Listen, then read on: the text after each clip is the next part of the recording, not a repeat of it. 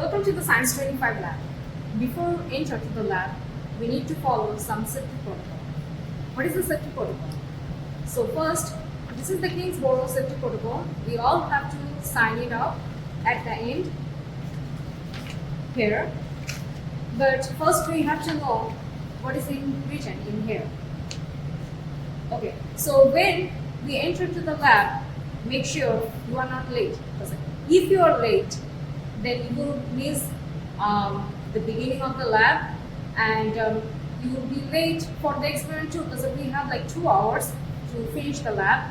And if you do not do on time, so there should be you will not get the data at the proper time, and you will be behind.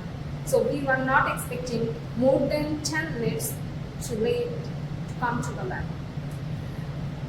So first we enter to the lab. We first need a lab coat, because if there is some hazardous chemicals, if the chemicals spill to your body, so it may burn your body. So lab coat is important. Also, we need our goggles which protect our eyes, because sometimes the chemical has a film. It may contact with our eyes, or sometimes the chemicals in powder. So when air flows, it may contact with our eyes, and it may be dangerous for our eyes. So safety first. So we need our goggles. Whoever use the contact lenses, we should not use contact lenses in our lab, because we are using sometimes heat, and lenses is very thin. It may melt, and it may danger for your eyes.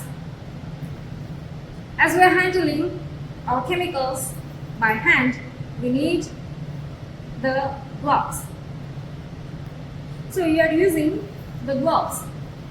Gloves is very important as we are handling acids or base, anything. So we don't want you to be in danger. We need gloves. We can use the nitrile gloves. There is no powder in it, so it's very comfortable to use it. The other thing is we girls, or sometimes boys, has a long hair, so we need to tie our hair, because sometimes we use Benson burner, which one has we use the fire, so it may contact with the fire and it may burn your hair. Okay.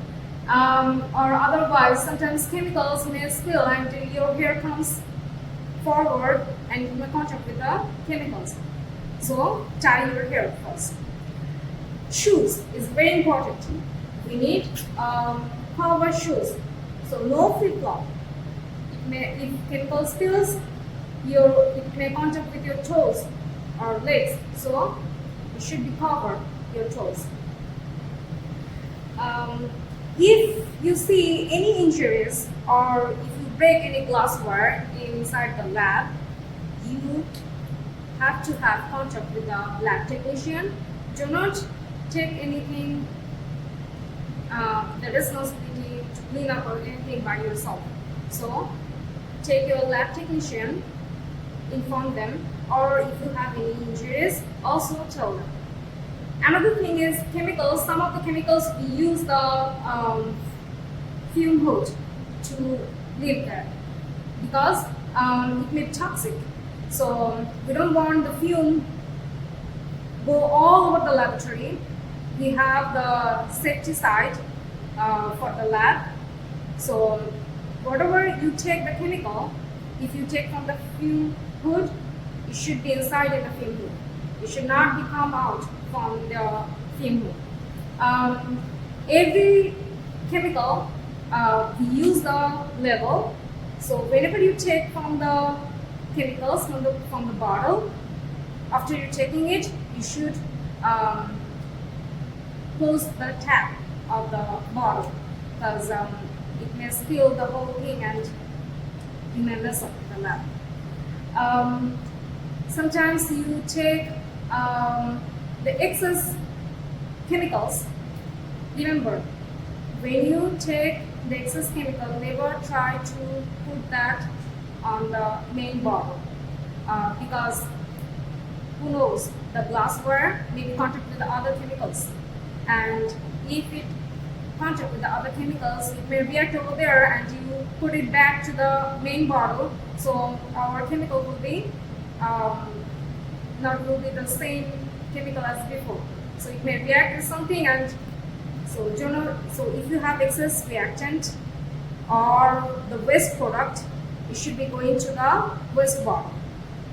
In the lab, before the lab technician will tell you where is the waste bottle. You will keep that on the waste bottle. Never ever drain the excess reactant or the product after doing the reaction inside the sink, because we don't want our living creatures will be in danger.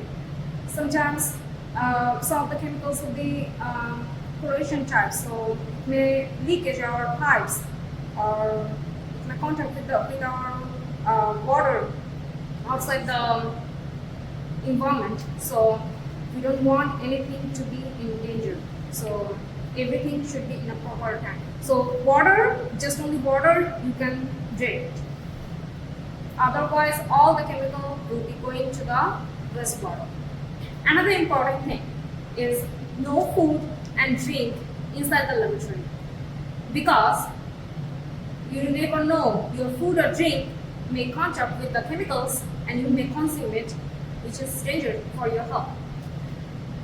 And on your workplace, never ever put any other material, only your lab manual. If you have it, you put it there, your pen, calculator, that's it. No other thing, no cell phone, no nothing. So inside the laboratory, no cell phone, because you have to be very attentive when you do the experiment.